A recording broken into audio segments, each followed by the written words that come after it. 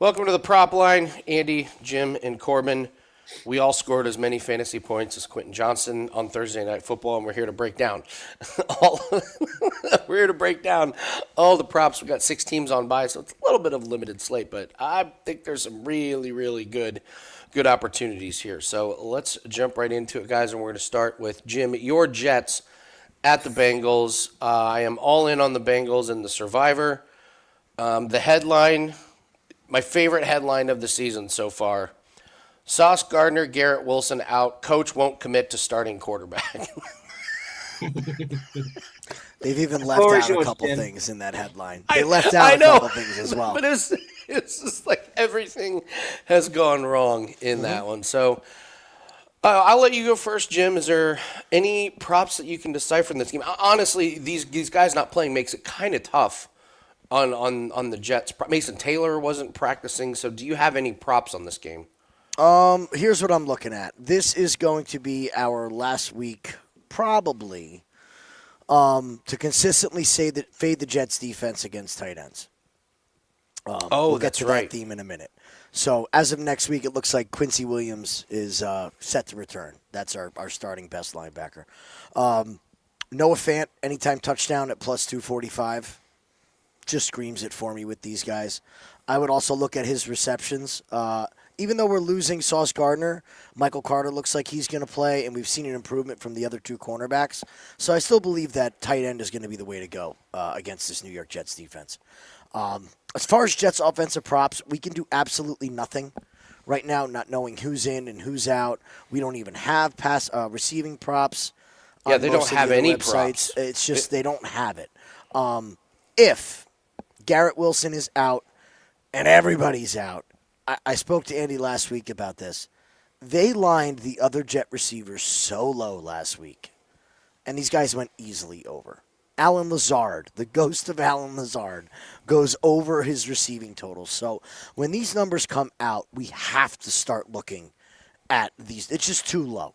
At garbage time, you're talking one pass, and these guys can go over. The other thing that I would love to see and confirm is we're waiting to 100% know if Trey Hendrickson is going to be back. If Trey Hendrickson is back and he is healthy, whether it's Tyrod Taylor or Justin Fields, I will be playing Trey Hendrickson to get a sack against this team. We cannot block. Tackles are playing great, but there's nowhere to go with the football. The quarterbacks just have to hold it. That's pretty much where I landed with this. The only other thing, hope I'm not stealing one of your plays, Corbin. Greg Zerline, Nick Folk, 2 field goals. Just keep playing it with the Jets. The stalling offense will strike again. Corbin, what do you think about this game? Yeah, that's all I had was the over 1.5 field goals. He's their star player. The only player that can do anything on that offense is kicks and field goals. So, God, yeah, just open the wound and pour in the salt yourself, Corbin. Jeez. No, there's no salt. I'm just betting on your best player. Like, it just makes sense. Like, I also like him to just kick 1 field goal at minus 400 as a parlay piece. So, I think you guys are sleeping on one here. What did we see from Chase Brown with a competent quarterback last week? 108 yards? Okay, you have my attention. I have Chase Brown in a fantasy league, so I've actually followed him pretty close. And he's been absolutely non-existent. At one point, he was averaging 2.3 yards per carry. Pittsburgh's not a good defense. The Jets aren't as well. Chase Brown looked good. That's 108 yards, and he didn't have like a 90-yard run. His longest was 37. He was getting good chunks. And what I saw from this Bengals team was they were fighting kind of for their quarterback. They were like, okay, let's do this. Like let's. Oops, sorry guys. While we're at it, we have a prop pack. There we go. All right, sorry, wrong button. Okay, no, I think Chase Brown, when he has a competent quarterback and, you know, there's a threat of throwing, well, not throwing and completing passes. Completing passes. I think we might get a run on Chase Brown rushing props here. 54.5 seems way too low, especially if the Bengals are up. Where are the Jets' points coming from? If Bengals get up 14-3, look, I think they run. So I love Chase Brown over his rushing yards. Yes, Corbin. No, you said where are the points coming from? I said Folk. Folk, That's right. the best player on the Jets. So, Exactly. yeah, I really like Chase Brown this weekend rushing. So, all right, we move on to the Bills and the Carolina Panthers. Corbin, coming to you first. What do you I think? want nothing on this game. I think, yeah, just complete Really? pass. Complete pass. All right, Jim, are you a complete pass? I am not a complete pass. I have been waiting for the Bills to come back. They completely have gone away from James Cook, and they've been told about it from, I'm sure, everybody, not just the fans. I'm sure the players and the owner. You have to ride this guy, and it's getting to be that time of year, isn't it? It's getting a little colder out. You know, teams are getting beat up. I have to go back to James Cook. I got burnt on 2 yards for James Cook's rushing and receiving in that last game by 2 yards. 2 yards, and it was up forever. We're needing 2 yards, and I couldn't get there. I think you go right back to James Cook anytime touchdown. I would most certainly be looking at Dalton Kincaid before I repeat myself over and over and over and over and over again on all these videos.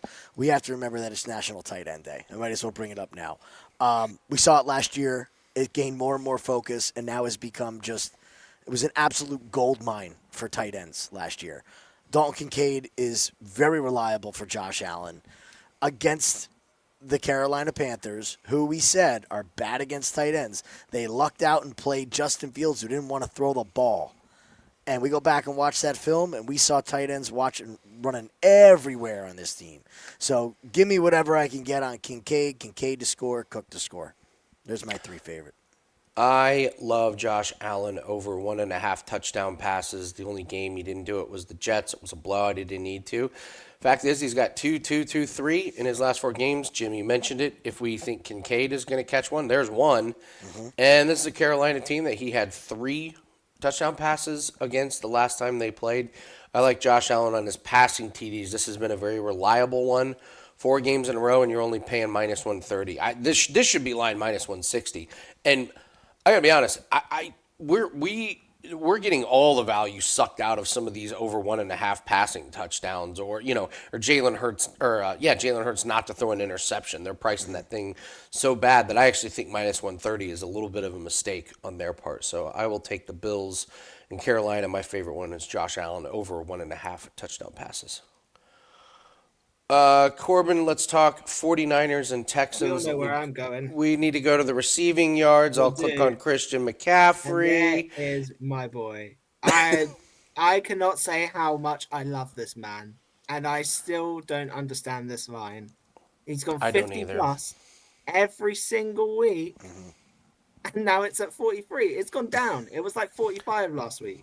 Now I know he's playing the Texans, who have quite a good defense, but I almost think that might again help him, because they're going to have issues running the ball like they have every single week so far.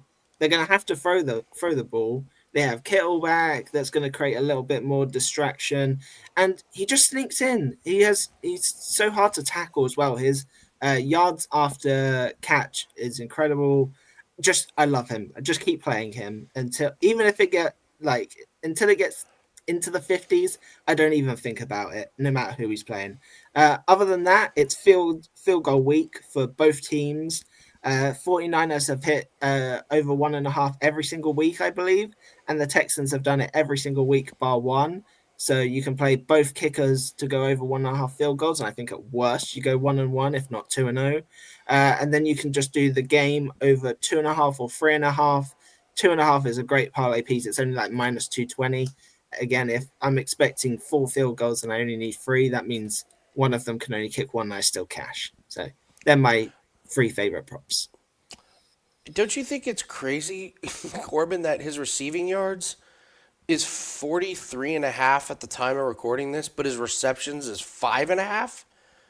Like, so they're like, if he gets 6 catches, doesn't he fly over this total? Exactly. Like, And again, he's done it every single week, and it's plus money on the receptions. It's baffling. I actually I physically can't understand why they keep putting it there, but I'm not going to complain. I'm just going to continue to enjoy. it is kind of the something stinks about this. Like, I what are we said that missing? last week though as well. I was like, You he's did. done it 5 weeks in a row. Like, why is it still the line's basically the same? So All just right. keep going. I'm with you, Jim. Like any other props? Well, George Kittle's the poster child for National Tight End Day. So, Kittle held with no catches and no yards for the first time in his career last week. How could he not be the focal point this week, especially down in the red zone? So, I like that. I'm going to go a little contrarian, though, here. I think everybody knows that. So, yes, I like those props, his touchdowns plus money. Could I interest you in a Jake Tonges touchdown at plus 1,000? Anytime touchdown at plus 1,000? When Kittle was out, this guy was the red zone target.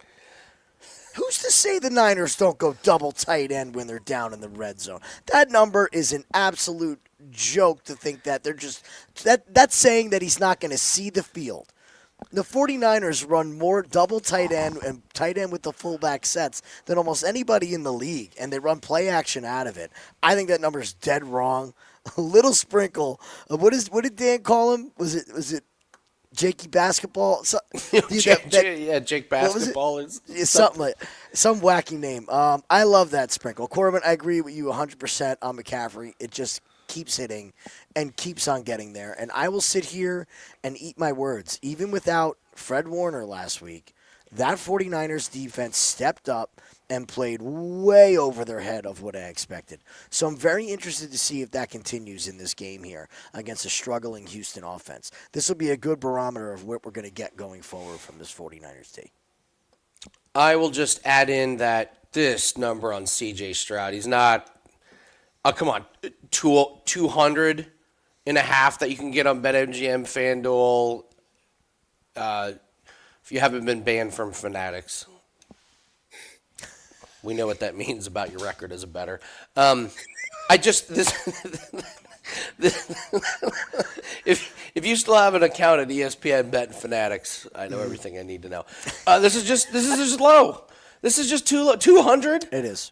Come on, his offensive line is terrible, but 200 is what Cam Ward should be at. And I will get to Cam Ward and his over his passing props because it's too low. But, this is a guy, 229, 244, 233, 204, 207. I just don't see a game script where the Texans are up huge and they don't have to run. And by the way, their running backs are Woody Marks and Nick Chubb. Like, this is not going to be a dominant run game. It's too low. He's gone over it a few times. And, Jim, I'm with you that the 49ers defense, it was a spirited effort. They just don't have the guys to be an elite defense. At best, they're going to be middle of the road, but that's insultingly low. We have to take advantage of that. So, and what's crazy about it is look at his number, like 229, 244, 233. You could actually ladder this up and get plus money on some of these numbers. So, Aren't their wide receivers banged up? Yeah, Nico Collins is dealing with injuries, but I don't care. It's too low. He's going to have to throw. If whoever starts for the Jets against C.J. Stroud this week, who has a better chance of throwing for 200 yards? Neither of them. No, it's C.J. Stroud. It's Stroud by a mile, right? A mile. You could have Taylor and Fields play, and they couldn't get to. So that number is pretty criminally low. I mean, that is a very, very low number when they're going to have to throw. Yeah, Nico Collins is out. So. Yeah, the center hikes 2 balls to Fields and Tyrod Taylor at the same time. They both can throw at the same time. Yeah, Nico Collins, it's too big of an overreaction. That's why the numbers at that point, though, is because of the options of catching ball. So. Sure. They're allowed to replace him, by the way. they don't have to play with 10 on offense. So we move on to the Giants and the Eagles. Corbin, coming to you. Giants, Eagles, what do you think? I have 2 props. First one, you mentioned it already. Jalen Hurts not to throw an interception. I don't know what price it is this week. I got it at minus 155 last week. Minus 170, I don't care. You can shop around for I didn't mean to interrupt you there, Corbin, but you can shop around and get a vastly different number. Minus it's all over the place. Perfect. He threw one against the Giants, as we know, 2 weeks ago. I watched that game. It was an ugly interception right at the end of the game. And quite honestly, I don't care. I'm just going to keep playing it. He cashed for me again last week. If I play this every game this season, I think I'm going to be profitable. So I'm just going to keep doing it. AJ Brown over 66.5 receiving has my attention. Don't know if I'm going to get to the window playing it because it's AJ Brown. He could suddenly go for 20 yards or go for 100. He had 80 versus the Oh, he's Giants out. last. Corbin, he's out. AJ Brown's out. He's out. Hamstring. The hamstring Then I will popped up stop middle of the talking. week. Wow. Bummer. That changes everything. If anything, that makes me like the no interception even more because that's one less person they're going to be throwing to. But Dallas Goedert, then I'm assuming Jim will go there, but I'm gonna stop talking because Jim's nodding. We'll pass it to Jim. It's Dallas Goedert, especially with AJ Brown out. It's Dallas Goedert. I think he goes What he did absolutely against off. the Giants. Absolutely Oh off. my god. Yeah, he's going to slaughter this Giants defense. Touchdown, right? Go to the touchdown. Go to the yards. Take the over. With A.J. Brown out, this defense is so susceptible up the middle, and Goddard really has been, I would say he's been the one real consistency in the passing game for Hurts this season. They hear the criticism. This is a revenge spot. The Eagles, they didn't have a good time last time they played the Giants. This is most certainly on their minds. I will say this. We got the Jackson Dart interception home. That Broncos defense figured him out. They didn't fall for the rookie stuff. Now, he still had a great game, 3 touchdowns and the rushing.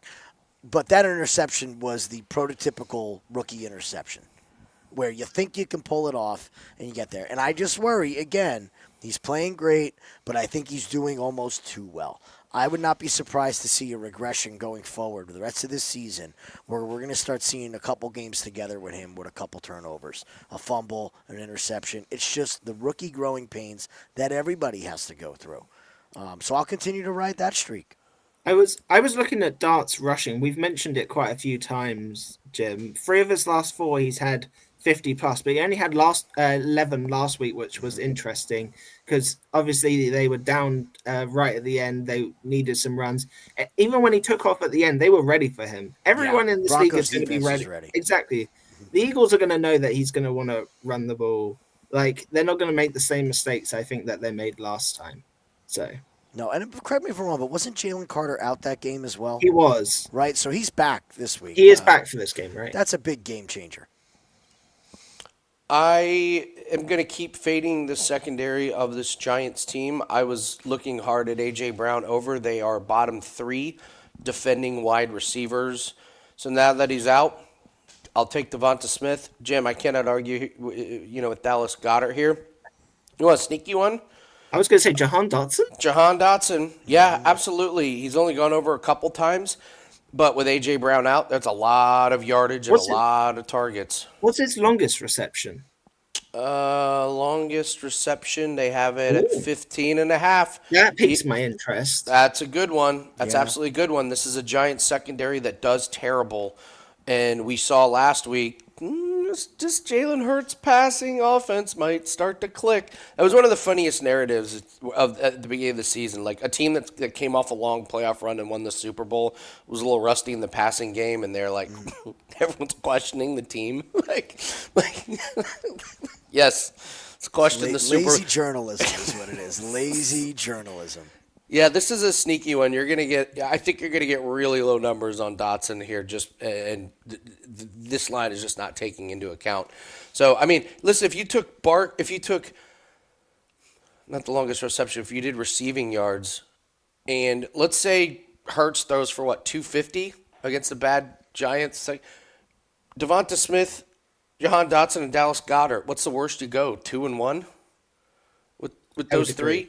The only issue, they haven't run the ball well this year, is if somehow the Eagles get up 2 or 3 scores and just end up running the ball. That's your only kind of issue. But again, yeah, they've been we've mentioned it other before. than that, I really don't. Yeah, Eagles have been great in the first half and pretty rubbish in the second half. So, all right, we move on to the Browns and the Patriots. Jim, coming to you first. What do you think about this one? This is going to be an interesting test for Drake May. Drake May coming off a career game last week. Did whatever he wanted. What was it, highest passer rating, right? And Patriots sometime, whatever it was. He set some kind of record. They played absolutely fantastic. This Cleveland defense, though, is legit and for real. And Cleveland had the benefit of playing the rudderless Miami Dolphins last week in a cold, windy game, breezy game, post-hurricane coming through. So big difference here for Cleveland going into this game. I would, again, still look at the tight ends. I'm not going to go back to the rushing prop on Gabriel. It was set at 4.5. It was totally weather related. So I'm going to just, take that as a good call and move on and not try to chase that win for actual money. I'll still look at Hunter Henry. I have to look at Hunter Henry and I have to look at Harold Fan Jr. Njoku's name is being rumored so much in the trade market. They know what they have with this rookie. I would almost be looking at taking unders on Njoku if I could find it and overs on Fannin at this point. The last thing you want is somebody who you're thinking about moving getting hurt right before the trade line. That is an absolute nightmare for a GM. So if you believe they have a competent GM in place, they are not going to get this guy a lot of reps if they're serious about moving him. His usage in this game is going to tell us a lot on what their intentions are. If you see Njoku with 8 catches for 120 yards and 2 touchdowns, maybe they're thinking of keeping him. I wouldn't risk getting him hurt. I would put him on the trading block immediately if I'm going to trade him and make it happen. Other than that, I don't have any overs or unders or anything. I've been piss poor at picking that on both of these teams. Corbin? I'm going back to the same one that I've mentioned every week. Gabriel under his longest pass. Under 30.5, the number is 22, 24, and 23. I'm going to keep doing it. I think the Patriots don't have the greatest pass defense, but again, I don't care who he's playing. I'm just going to keep doing it. So, I love this one. I had that one pegged as well. I sat here and I said, if you're playing the Titans and you're Travion Henderson, if it ain't this week, it's never going to happen. And guess what? It didn't happen. He's getting worse. This number on rushing and receiving is 31.5. Yeah, sign me up for the under. This man, in a game where the Patriots won 31-13, had 2 carries for 5 yards and no catches. And I was listening to a podcast with a big fan of the Patriots. Terrell Jennings, undrafted running back or late round draft that apparently Vrabel loves. And they said there was this thing where Jennings got a handoff and ran for 9 yards or something and came off the field and Vrabel was there smiling, gave him a big hug. And they were like, yeah, Travion Henderson's done. He don't know what he did, if he said something or if he can't figure out pass protection or whatever it is.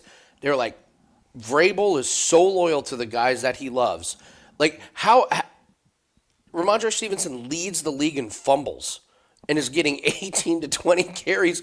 There's no other coach in the league that would tolerate that. But Vrabel has his system, and you can't argue with it.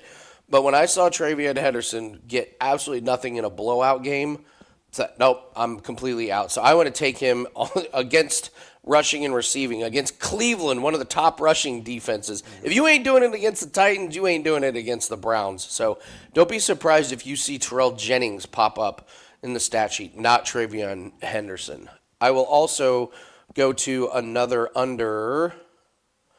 As much as I like Quinshon Judkins last week, how he didn't get over 85.5 is absolutely beyond me. Fact is, he's a rookie, and he carried the ball 25 times last week, and he had one long run. He had 46-yard run, and then 24 carries netted him less than 40 yards. So I know it was bad weather, and the Dolphins kind of knew what was coming. This is a really, really good, well-coached Patriots defense. Corbin, like you said, they're not elite, but there's decent players. They're well-coached. That was a lot of wear and tear on a rookie. He's had some big games, But against Pittsburgh, he only had 36. Against Baltimore, he only had 61. He can go under, and I think after 25 carries last week, we see a little bit of regression on this one. Corbin, you mentioned, I have to ask you, you mentioned Gabriel. Easy cash on Gabriel to not have an interception last week, mostly because of the game script and everything. Would you go back to it? I'm No, on the fence. No? You're out? I Lucky wouldn't. quarterback? I wouldn't. But I would. We'll get to the opponent that you did it against last week later on. Oh, yes. Yes, Oh yes. we'll get to him. By the way, when we talked about the 49ers, I didn't mention it. San Francisco has no interceptions on defense so far. I was looking at Stroud not to throw an interception, but wild. the fact is he threw in last week, and his offensive line puts him in such bad positions. I just can't take that guy not to throw. I an did the interception. exact same thing. So, Yeah, yeah. Can't We'll play get strong. we'll get to whoever's starting for Atlanta to not throw an interception. Just 1 second. Just you wait. So, Corbin, coming to you. Chicago Bears and Baltimore Ravens. The Ravens are getting a lot back. Lamar looks like he's going to play. They kind of been holding him out. There's a video where he looked high as hell, and he's not looked. He was whatever, whatever. Confirmed.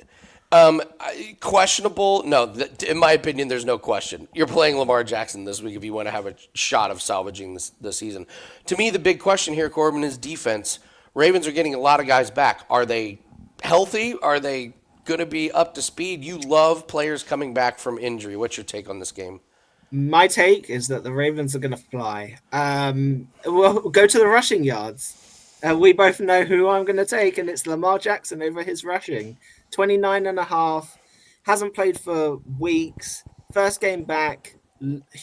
Low total. Like if he's played a couple of games, this is in the 30s or 40s as usual. You're getting a discount. Season's almost on the line at this point. They have to win these games. He's going to run. He's more of a running back than a quarterback still. Bears rush defense isn't good. I love players coming back from injury, so I will be playing this one. Only other prop that I have in this game is my Swift over 1.5 reception parlay piece. He didn't get that last week. He just had one, mainly because of the game script. I have to feel. I'm just going to come straight back to it. It's hit every other game this season. So, Jim? I will happily take under 31.5 receiving yards for Colston Loveland. They're finally he had some production. So now that number's got to come up, right? It's got to come up from 0. So you're going to hang over 25. I'm going to take the under. I agree with Corbin. This is Baltimore putting all their chips to the center of the table and saying it's now or never. And whether that defense is bad or not, when Lamar is in that lineup, that whole team plays better. They will play better. I believe that Zay Flowers is live. I also believe that Isaiah Likely at 22.5 receptions, we really have not seen 22.5 receptions. Oh, sorry, 22.5 yards. Excuse me. Jesus. Right? Take the. I was going to say to catch 23 passes. Jim, I know it's tight end week, but come on, steady on. It's been a long week. We have not seen a healthy Lamar and a healthy Isaiah Likely this season yet. And if you remember the magic that the two of them had toward the end of the year when Andrews was hurt, he had a great season. And they like him a lot. I think we're seeing the writing on the wall that Andrews is on his way out, and Likely is a big part of this offense. So I'll take him over his 22.5 receiving and roll with it from there. I think the Ravens stomped the Bears in this one. The books are telling you a story with what they expect to have happen with their entire, like 90.5. 90 for Derrick Henry. How it's like they know what's coming. It's as our friend Yanni would say. It's like they've seen. It's like they already know the score. To me, I'm taking the over on this one because I cannot believe how high this is. But listening to a podcast again today, and they were saying Picard is back. Their fullback is back. They're going to have 2 tight ends. When Picard is healthy, they run the most fullback and double tight end sets in the league. So Henry all day. Chicago's got a pretty porous run defense. I am Still looking at Caleb Williams over this 1.5 passing touchdowns, but I'm not going to get there. But like you said, Corbin, I like these guys coming back from injury. Give me Lamar Jackson. This guy over 1.5 touchdown passes. He does it all the time. Like, it's just so crazy that this prop is not talked about because he's been doing this forever. Look at last year. Look how he ended last year. So you play this It's every ironic. week. It looks like he lands on 2 so often. All the time. All the time. It's But not that's like all he's you having need. yeah, exactly. Because you got to So- add in the 1 rushing touchdown from him and the 1 rushing touchdown from Henry. They score 4 touchdowns a game when the guy's in the lineup. Crazy story. I know nobody cares about fantasy teams. 3 weeks ago, somebody dropped Zay Flowers in one of my fantasy leagues. Big And mistake. it's a fantasy. It's the league where I have the worst team that has ever been assembled. So I don't pick up big time free agents, and nobody noticed. So for 3 weeks, I've just sat there and watched Zay Flowers on the wire. But he's ranked so far down because Lamar's not playing that nobody notices. And nobody noticed again this week, so I picked him up. So my absolute dog shit team somehow just has Zay Flowers randomly added to their team, and the rest of the league is not happy. We move on to the Dolphins and the Falcons. Corbin, We know where let's we're gonna talk. start. Let's talk Michael Penix and not having an interception. Exactly. 2 straight games with no interceptions. The Dolphins have. Do they have what? Even one? They have interception? one. Exactly. one. They have. I just every opposition. I'm just going to keep playing this. This Dolphins team is checked out. It's a matter of if and not when stuff is going to happen with that team. Just keep playing it. Defense isn't interested. Defenses, even if they become interested somehow, they're just not good enough. Keep playing that. Other than that, I'm looking at Algier. I cannot play as much as I like Bijan this week. I cannot play a total that's that high, no matter what the situation. It could be that they get up quite a few scores. He could have 60, 70, 80 yards, and then it's the Tyler Algier show because it's a great week to lessen Bijan's workload. So I'm going to go Algier over 13.5 longest rush. The weeks that he's had 30 plus yards, he's gone over this longest in each of them. 21, 19, and 17, as you've just pulled up, against the worst rush defense. And I think he's going to get loads of work because I think they're going to rest Bijan. Bijan's interesting at 19.5 for his longest because I could see him getting a couple of long ones before they rest him. But I prefer Algier this week to Robinson. I want nothing to do with him. I'll jump in here. You said Go ahead. Bijan. Let's see if we line up here. You said Bijan gets 60, 70, 80. Corbin, this is the ladder of the week. He could have 60, 70, 80, 90, 100, 110, 120, 130, 140. He could if he's not sat on the bench. Okay. He has played 2 bad rush defenses this year, and he's had 143 and 170. And this is the absolute worst. He struggled against San Francisco, put on a really good effort. Washington's pretty decent. Carolina, sneaky good against the rush. And then Tampa, as we all know, great against the rush, horrific against the pass.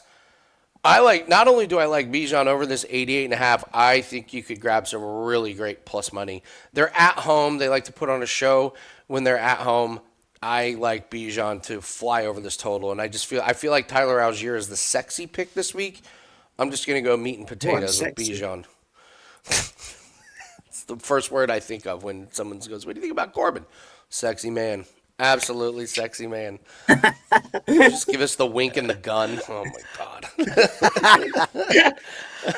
Well, I'm going to play the middleman on this and say you're both right. I think you play both guys. Oh, I don't know what we're debating here. It's the Dolphins. Is there a third running back that we can play an over on? Is there somebody else? Anybody? Are they gonna? Okay. I don't know. It's everybody. The thing with Bijan is he could bust a 60-yard run in the first quarter and just take it to the house. This Dolphins defense is an absolute sham. They're a mess offensively. There's going to be so many favorable field positions for Atlanta in this game, where it's just going to be tacking on yards and tacking on yards and tacking on yards. I will also say we need to keep in mind and keep going with the fade Miami against tight end. So Kyle Pitts, great game last week for Kyle Pitts. Really looks like him and Penix are connected. They know where each other are going to be at. Watching Kyle Pitts make toe-touching catches on the sideline is something that NFL fans have wanted for 3 years. Like, we're finally getting to see what this man can be. I'll take him for a touchdown, but I do believe that it is a Bijan. He's going to break a big one against this defense. I saw the Jets able to break a big one against them. We've seen every team be able to break big runs. And when Bijan gets space, you're not bringing him down. He takes a 30-yard run and turns it into 60. So give Algier the mop-up duty, and he can fly over his total as well. Oh, do we agree, like, we could be looking at 200 yards rushing against this defense? Yeah, I was going to say, Corbin, on Bet365, do you know what the Falcons' team rushing total is? I was literally just pulling it up as Jim just touched on it. If you give well, you go ahead and do that, and I would like to talk about this over half an interception for Tua, who's had 6 in the last 2. How many did Mahomes have last year? Tua's had 3 and 3. The only games that he hasn't had an interception was Carolina and Jim. I feel terrible because every time there's just like a bad stat, the Jets are somehow involved. No, it's fine. It's fine. Don't feel bad. You know what I feel bad about? Not playing Sauce Gardner under his interceptions. There you go. Oh, We're yeah. talking about Jets and interceptions. Yeah. 6 interceptions the last 2 weeks. Tua is an absolute shell of himself.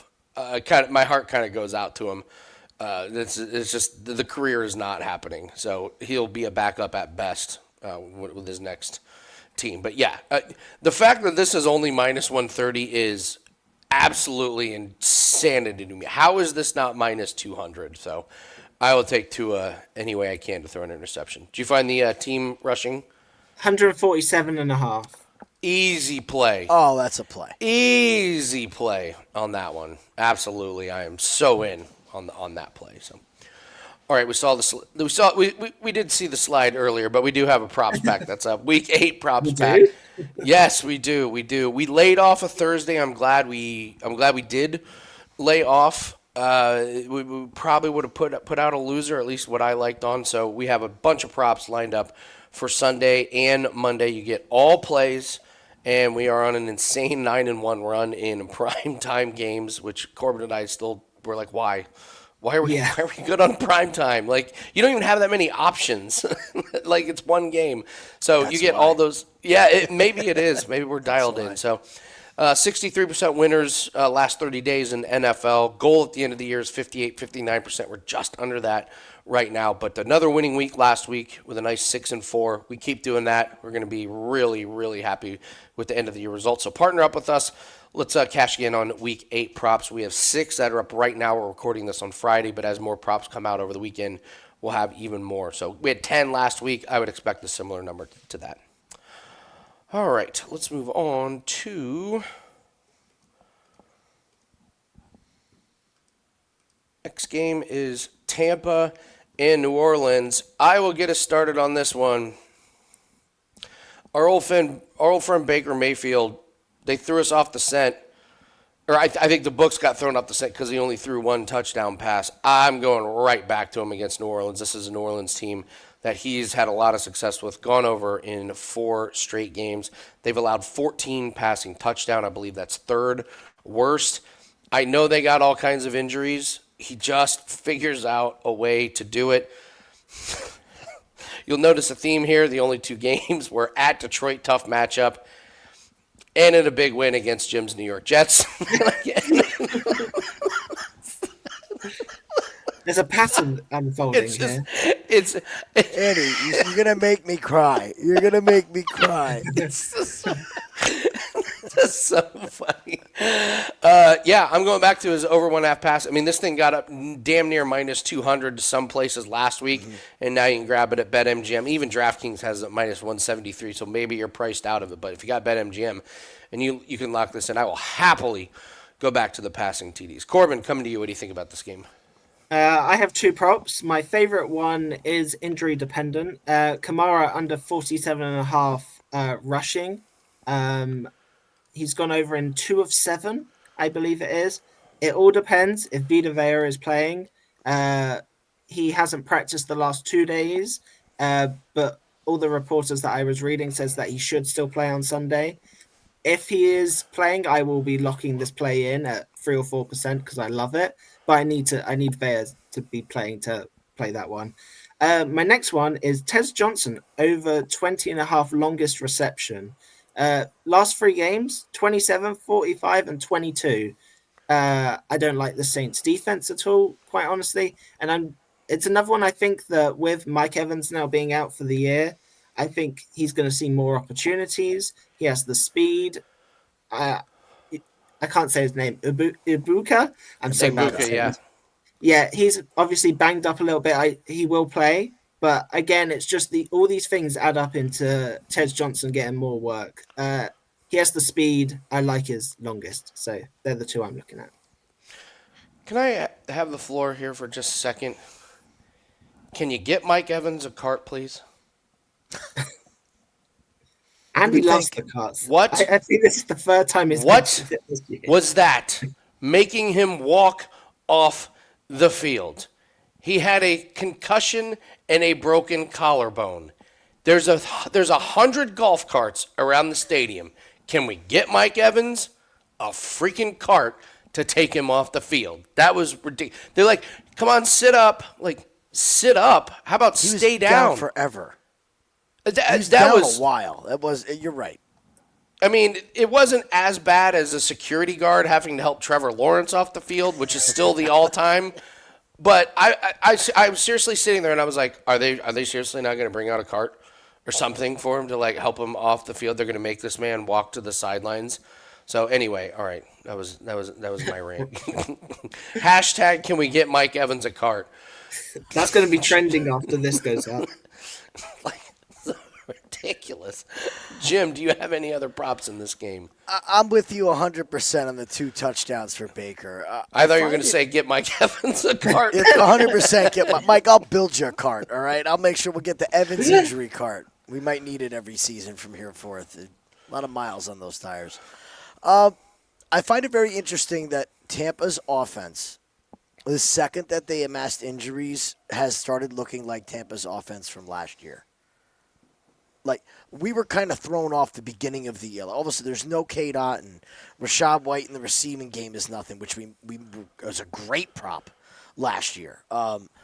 As these injuries have compiled offensively, they're reverting back to that same offense that we saw last year, which is if nobody's open downfield, Baker's dumping it off, getting a couple yards here and there.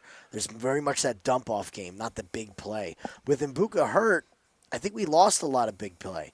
Corbin's 100% right about Tez Johnson. I love the look on longest reception as well. The kid makes some real circus grabs. He looks to be a steal coming out of the draft. And I'll go right back to Cade Otton. There's just so much availability right now with the injuries suffered. And there has to be a safety net for Baker. And it just go back to it. As soon as you see them start to use him, you ride the streak. It's a live bet situation as well. They don't use him in the first quarter so much, but the second half of games, when they have to move the ball, it's just dump off to Otton for 7, for 13, for 8. And next thing you know, he's got 40 yards, 50 yards, and it's just dink and dunk all the way down. Also, look at him in the red zone. If we like Baker to throw 2, who does he throw to? Who's it going to be? The guy Got a banged up Mbuka. Yeah, he's got none this year. It's about. crazy. That's it. Yeah, he's not gotten the end zone yet. So I will say we mention it every week. Plus 165 on a player that hasn't scored a touchdown all year to score one is not enough. No, the number's not right. I'm not saying it's a bad player. I'm saying that number is horrific. Well, I'm looking at it saying, doesn't that tell you a story? Doesn't that number tell you a story? That there's that little options left, that they are lining him at 165. It should be what, 240? 300? Yeah. Something Right? like that. I would want 240 plus. Quite honestly. If we like Baker to throw for 2, it's got to go. It's probably going to go to 2 different players. So pick your poison, play it how you like it. That's all. Yeah, this receiving number seems awfully low. 39.5 when he's coming off 81, 51, 65. It's pretty crazy. I was just thinking, would you go receiving or receptions? I think the receiving's probably Receiving. better. Receiving. I very rarely play his receptions, but again, if you're going to jump in on something live and you just see that, say Tampa for some reason is down in this game, then maybe you go receptions because it's just going to be you're going to get 4 catches in the last 2 drives. Move on to the Dallas Cowboys. How about them Cowboys? Corbin, say it. Yeehaw! Against the Denver Broncos. Corbin, I'm going to send you a cowboy hat for when you do this. You're going to have to put the cowboy hat on. This is by far my favorite team mascots playing each other, the Cowboys and the Broncos. It just doesn't get any better. Good. Oh, yeah, a cowboy and a Bronco? Yeah, a horse and a cowboy? Come on, it doesn't get better than that. Props galore. Honestly, I could find 5 or 6 of them that I like. Well, I'll go first. I'll start picking them off. Cortland Sutton. I'm going right back to Cortland Sutton. We're fading this Denver defense. That's horrific. We talked about the Giants and how bad they are against. Yeah, this Dallas defense. So the Giants bad against wide receivers. We played him last week. He went over by 37 yards. It was a pretty easy cash. I like Cortland Sutton to do good things in this game. Passing touchdowns, yeah, give me Bo Nix. Absolutely. This Dallas defense is, again, one of the worst. It's not a bet on Bo Nix. It's a fade of Dallas. They've given up bottom 5 in terms of passing touchdowns. As far as rushing goes, I got to be honest, I do not think this Denver Broncos defense is all that. I think that they've just been a little bit exposed of not being as elite. Like if you in fantasy, you drafted Denver thinking, "Oh, I got one of the best defenses," and that just hasn't come to fruition. And look at these rushing yards from Javonte: 116, 135, 85, 76, 97. And again, we mentioned Carolina. They're a surprisingly good rush defense. That's one thing they can do well. So I really like Javonte Williams to have a big game. And I will save the Jake Ferguson props for Jim. So, Corbin, I'll come to you next, and then we'll get Jim, and he can talk about Jake Ferguson. I was also going to say that Javonte Williams is the revenge angle again, because he's obviously playing his old team. Another factor. I've got 2 props. I'm going back to Evan Ingram over his receiving, 31.5, 3 weeks straight. His usage is up. Cowboys have the worst pass defense. I'm just going to keep playing Evan Ingram.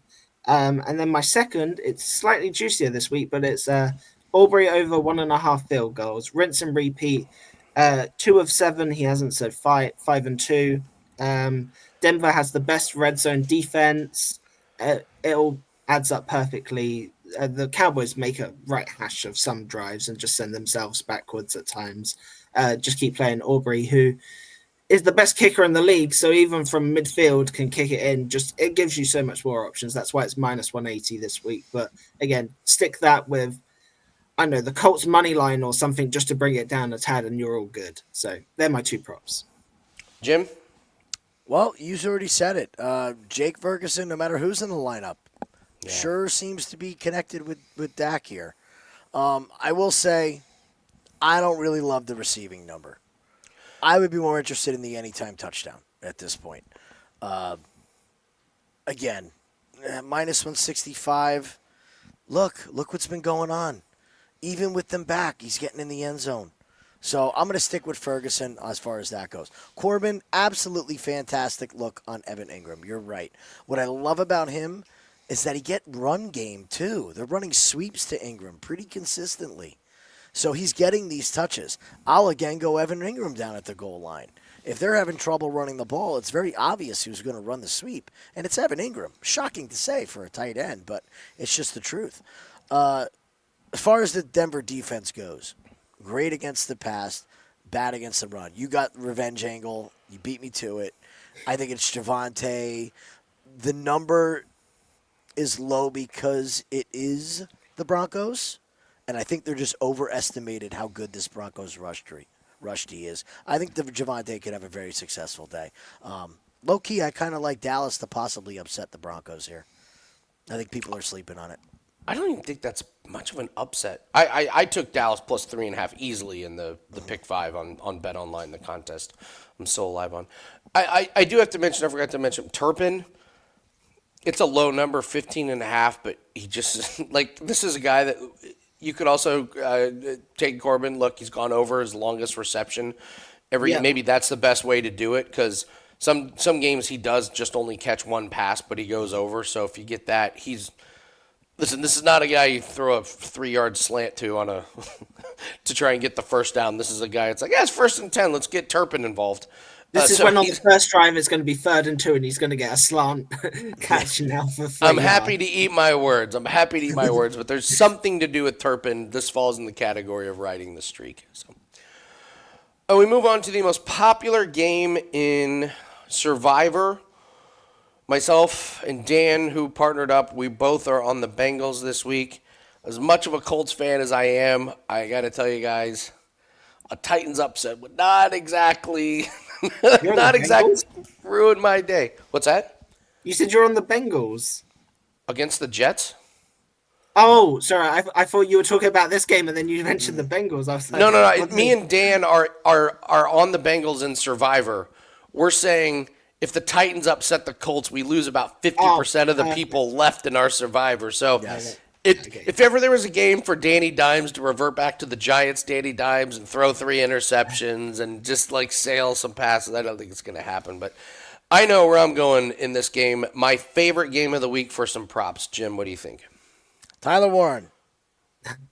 We're rolling.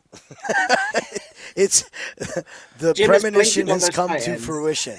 He is the goal line threat. He is the offense. He's the focal point. He's the game changer. He's getting the touches. Look at it. Just as soon as they were like, oh, wow, we haven't got our rookie in the end zone. I know. Let's start actually going to him down at the goal line. I think we see this trend continue. The guy is just an absolute weapon. They're going to trot him out. And with the play of Danny Dimes, how could you not like this prop? Just keep going with Tyler Warren to score. He's becoming the Jalen Hurts where you almost just take it. Now, we're going to hit a point where he's either going to set an NFL record on this streak or he's going to start to tail off. I don't think it's yet. I don't think it's this week. I think he's got another great shot to get in that end zone. That's all I have. It's Tyler Warren overs for me. I will just jump in here and I will just say, Tyler Warren, I know we're only a few games in. This is becoming one of the biggest, like, what in the world were the teams below him thinking? Don't bring it up again, please. I know Jim Hold was on, beside let me wipe himself. my tears again. Hold on. The exact quote from Jim when they did not draft Tyler Warren, and I quote, "God forbid we draft a playmaker." Another left tackle. Great.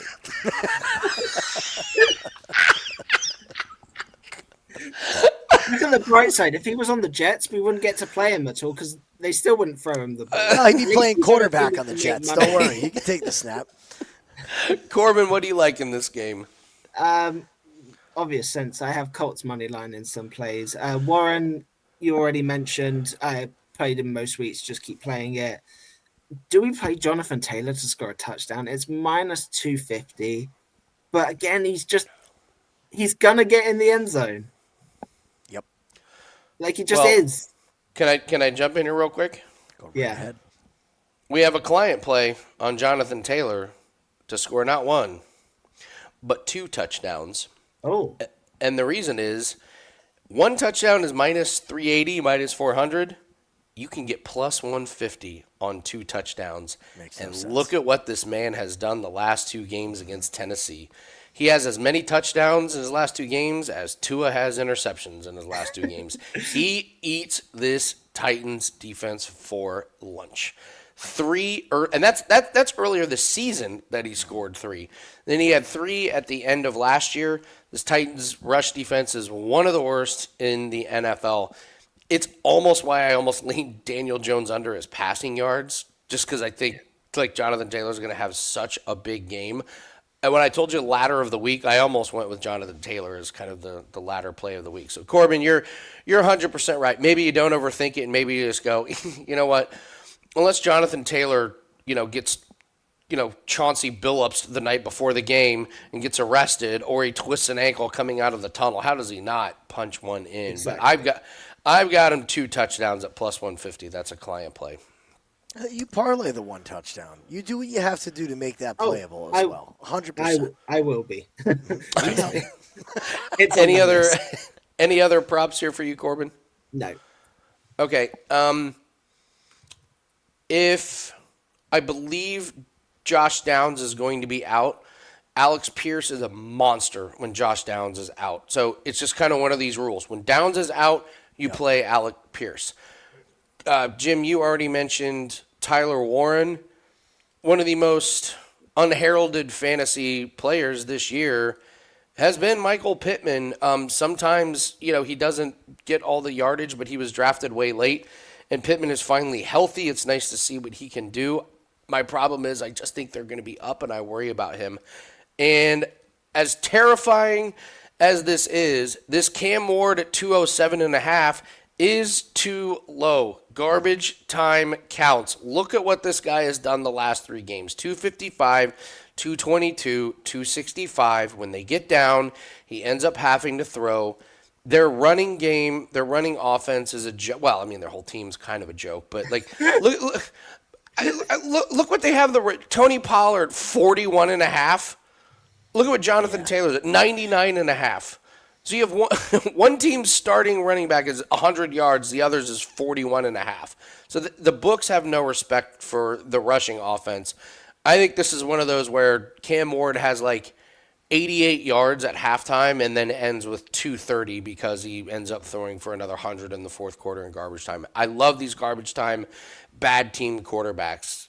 So I will take over 207.5. And by the way, last week I did say Justin Herbert was going to have a big game, and he had 400 yards and 3 touchdowns. It was in garbage time, but what do we think is going to happen with this Titans team? So It's one that, again, we mention it all the time. Live betting is so good this year. Again, if Cam Ward starts off slow, this number's going to creep down and down and down and down. You get to the second half, they're down 2-3 scores, and you can take probably under 200, quite honestly, might be the live line. They it'll be at fly this number 170. down. Yeah, Exactly. it'll be 170 or something. Yeah, you're absolutely right. 100% right. All right, Corbin. I mean, if ever there was a Corbin game, it's Aaron Rodgers for the Steelers playing the Green Bay Packers. You better have a bunch of props in this one. No, I'm just kidding. What do you like in this one? Can I go first and steal all Corbin's props? No, this is Corbin's game. This is the Corbin special. Okay, I'm going to fire off 3 that I like. First, Rodgers over his passing touchdowns. Yeah. I don't need to overcomplicate this. Rodgers is going to make a point that he should still be on our team. And quite honestly, I still prefer him to Jordan Love. I'm not the biggest Love supporter at the minute. I'm not very happy with Mr. Love. Him to throw 1 passing touchdown, I think he's done it every game this year. It's a great parlay piece. You put him to have 1 passing touchdown, probably with Jonathan Taylor to score a touchdown, and you get a great parlay together. So that's enough on the Rodgers. My second is Warren over 18.5 receiving yards. 22, 86, 34, 11, and 31. I think this is the perfect kind of prop. He loves to check it down. Our defense is susceptible to check downs like this from the running back. I think he's going to fly. That might be one that you could probably ladder into the 30s, I think, for Warren. And then this is a bit of a trickier one. It's the tight ends for the Steelers. I was going through the numbers. I think Freiermuth over 1.5 receptions might be the play. It's hard to pick. I was looking at Jonnu Smith, but he's gone under in 4 straight. I don't really trust him at that kind of 3.5 number. Freiermuth at 1.5, I think, is far more accessible. I kind of like even Washington over his 2.5 receptions. I think if I had to, I think he gets the tight ends involved in the short dump offs and then the yards after catch. If I had to pick an order of what I'd play, I'd probably go Freiermuth, Washington, Jonnu Smith in that order. I think they all could have decent games though. So. Well, sadly, the books have agreed with you, and so has the betting public on Freiermuth because they bumped that. Yeah, they bumped that to plus money on 2.5. So those 1.5s disappeared earlier today. But you still got your Washington, you got your Jonnu Smith props for tight ends. Do you understand why is Jonnu Smith at 3.5 and the other is at 2.5? I don't understand. He's gone under in 4 straight. to me, he's going to the other two. Like, it's better to go to the other two than this. It's This just is a not weird working one. as well. You're right. These Jonnu Smith props are a touch on the weird side. Like, Yeah, why are if they? anything, I'd almost look under. I mean, the facts speak for themselves. I mean, four straight under. I mean, what's to say you can't have a fifth? So, as I said, Jim? with Warren back as well, there's just too many other options at the minute for me. Yeah, I think that tight end position is quite muddy right now on who's going to be the guy. Yeah, I believe the consensus was Jonnu Smith at the beginning of the season. You can tell by correct. their production. But Darnell Washington is getting a lot of run, and it's taken carries and touches away from both the other guys. He had a lot of targets last week. They didn't equate to yards and receptions, but he had a lot of targets. And that really steals when you're looking at two guys at 2.5 and one guy at 3.5. I'd be a little worried about who they decide is their starting tight end each week because we might not know. I'm going to do a little devil's advocate here. I think the Packers are twice as motivated to win this game than Aaron Rodgers is to come in and beat them. I will put faith in your Packers this week, Corbin. I believe Christian Watson is back. Am I correct in saying that? Yeah, I forgot to touch on it. I was a huge fan of the golden rushing because he assumed the Christian Yes. Watson like handoff outside run with Watson back. If I could get a Watson rush line, because honestly they will find a way to get him involved, and a little handoff for a run would be great. They probably won't offer it the number this week, but it would be a great number to look for. So Well, They do actually, Corbin. Oh. They're giving you 1.5. So they're basically Yes, like, does he one get rush. one handoff Yeah. on the end around? he will. He for sure will. does. 100% does. I I love love plays that like play. that. Where Love it's that. one carry. I got Justin Herbert live last night. They had 51 yards. They put the line out at 52.5. Like you need like 2 yards. Like of course he's going to get that with a whole half to play. That little one play prop is the best. We're forgetting about what this defense can do to Aaron Rodgers. This Steelers defense starting to look old. They're playing well, but they're looking old. You're seeing Jalen Ramsey start pulling up with that hamstring. We're seeing these guys start to not look their best. TJ Watt's getting the double team, and he can't beat it like he used to. I think this is a younger, better Packers team that is going to win. So I'd be looking at the Packers here. I'll be looking at sacks as well, Rashawn Gary and Micah Parsons. Rodgers' mobility, I know it's looked good for the year, but all you got to do is hit Aaron one time, and he starts looking like he's, no pun intended, seeing ghosts. And just his eyes go down. He's looking to scramble the pocket too soon. Saw a lot of times last week where he was not on the same page with the rest of the Steelers. And against a team like the Packers, that could get them in trouble. The last thing I'll talk about is Tucker Kraft. He's just Jordan Love's guy. When it gets down to the end zone, I'm going to look to play him. The Steelers linebackers, they're great, but they're not known as cover linebackers. They're blitzers. It's a pressure system. They're not going to drop back and be able to blanket Tucker Kraft going over the middle. So I like Kraft on his yardage and score. Anytime touchdown there. That's it. Packers for the win. I think we're glossing over Josh Jacobs here against this Steelers defense that isn't that good. You said it, Jim. Like the Steelers defense, not very good. They've really struggled this year. And you're right, they do look old. I don't know. I know TJ Watt's awesome and everything, but I feel like TJ Watt is kind of like the highlight guy. This reminds me of Jadeveon Clowney, where it was like, Yes. has anyone made more money off of one highlight than Jadeveon Clowney? They were showing his college highlight when he was like 6 years into the league. Like, oh yeah, he can blow up a play, and it's like, yeah, against a shit offense in college, great. Josh Jacobs coming. I think Josh Jacobs runs wild here. I don't think they're going to ask Jordan Love to do a whole lot. He's coming off a game where he only had 55 yards, but before that he had 93 and 86 against two bad defenses. And his rush attempts, they have it 16.5. Boy, if he goes over his rush attempts, he's going to fly over this total here. So I would take a look at Josh. I think this is a sneaky Josh Jacobs game. So. All right, guys, it's going to do it for us. I don't think we have any other games, only one Chiefs. game. Do we want to do Chiefs? You want to do the Commanders? Monday night game? Okay, let's I do only the Monday have night one game. prop in this, so All right, make it a good one. What is it? Thornton over 8.5 longest reception. What? 4 or 5. That's He's gone your big over. prop. Well, fine, okay. We'll pretend I didn't say What it. number did you get? 8.5 for his longest reception. It is a good one. Oh, oh. Ah, Of course it's a crap. good one. I wouldn't mention it if it wasn't. It's a good one. That's it? Yeah. Every time I go to speak, the Commanders' pass defense isn't great, I don't think. Rice came back. They got in the ball quite often in the first quarter, but again, he kind of slowed down towards the end of the game. He always gets open. Like he gets at least 2 targets a week. He's going to catch one for over 8.5. I don't think most of the receptions I remember from watching all go over this total anyway. If he's getting the targets and receptions, still, I think we're good. So, Jim, do you like anything in this one? We're confirmed that we have no Kareem Hunt, correct?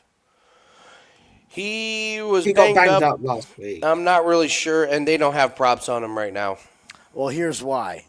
Isaiah Pacheco over 11.5 rush attempts. This defense is bad. And Pacheco hasn't been lighting the world on fire, but 11.5 seems really low when the guy you were splitting carries with could be out. So it's kind of one of those you bet it now and you wait and see, and you hope that he's ruled out. But who's going to steal carries from Pacheco? 1 or 2 to Worthy? There was the guy that came in at the end of the game last week, but that's only because it was a huge blowout. It'll still be Pacheco if the game's within reach. Yes. It's only because the game was way out of reach. Again, the Chiefs being up, you could get a great number on Pacheco last week. We mentioned it in the Discord. We took his rushing over like 45, and within like 3 or 4 plays from mentioning it, he flew over. So that's another good look if the Chiefs get up. I'll mention Marcus Mariota over his rushing 26.5. He had 34. Yeah, last week. Yep. He just takes off and run. I don't think I haven't laid a big total. I took the Chiefs minus 10.5 in our pick 5 contest. I think Chiefs roll. I love the Chiefs team total over in this one. I think the Chiefs, like the Ravens, are the next couple teams that just start running the table. So, all right. Any other props in this game?